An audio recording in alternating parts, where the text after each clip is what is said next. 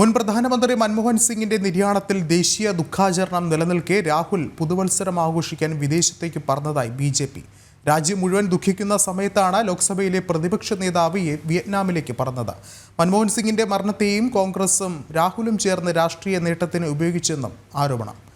യഥാർത്ഥത്തിൽ Congress സിഖുകാരെ വെറുക്കുന്നുവെന്നും BJP. IT cell മേധാവി അമിത് മാളവ്യ ആരോപിച്ചു. കൂടുതൽ വിവരങ്ങളുമായി ജിഷ്ണു കൃഷ്ണൻ ചേർന്നുണ്ട്. ജിഷ്ണു, എന്താണ് മറ്റു വിവരങ്ങൾ?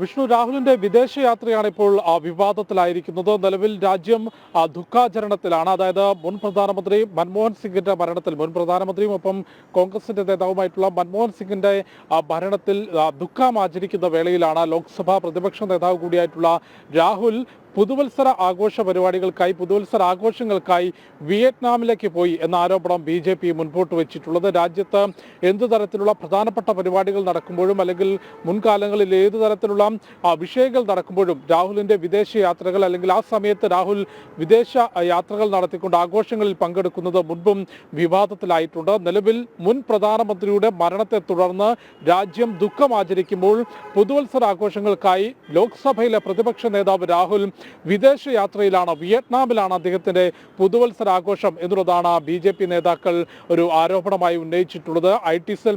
ബി.ജെ.പിയുടെ IT സെൽ മേധാവിയും അമിത് മാളവ്യ കൂടുതൽ രൂക്ഷമായ വിമർശനം ഈ വിഷയത്തിൽ ഉയർത്തിയിട്ടുണ്ട്. മൻമോഹൻ സിംഗിന്റെ മരണം രാഷ്ട്രീയ നേട്ടത്തിന് അല്ലെങ്കിൽ ഒരു രാഷ്ട്രീയ മുഖമിനുക്കലിനാണ് രാഹുലും കോൺഗ്രസും ഉപയോഗിച്ചിട്ടുള്ളത്.